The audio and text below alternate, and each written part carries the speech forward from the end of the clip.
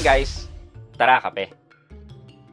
Over the weekend guys, may nakita akong post or news about an online bank na naman. Hindi ko alam kung matutuwa kayo, but for the people na gumagamit ng service na to, talagang malulungkot. Sino ba to? Well, ito si RCBC Discartec. Si RCBC Discartec ay isa sa mga mataas na nagbibigay ng interest in terms of their savings. However, kasi merong caveat sa paggamit ng savings nila. Nung unang nakita ko tong RCBC Discartec, ang interest na binibigay nila ay 6.5%. However, ang caveat nga dito is limited lang yung deposit na may ilalagay mo. You can only put around 49,700 pesos na deposit for you to get the 6.5%.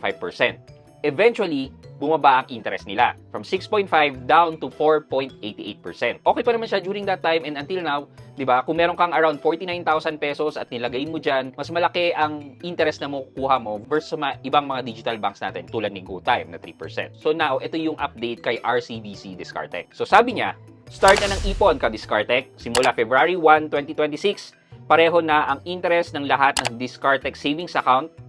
Earn up to 4% interest depende sa inyong average daily balance. So, from 4.88% down to 4%, nakakalungkot nga siya. So, sad news to sa mga gumagamit nitong Discartec. Well, bakit nga ba nangyayari to yung bumababa yung interest? Couple of reason. Una, possible na natapos na yung promotion nila.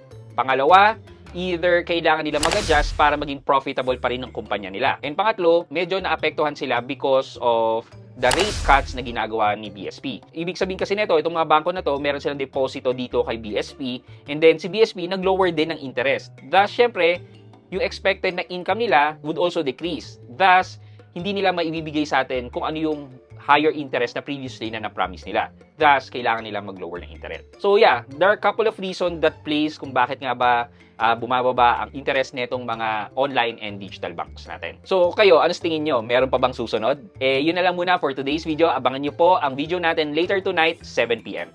Bye!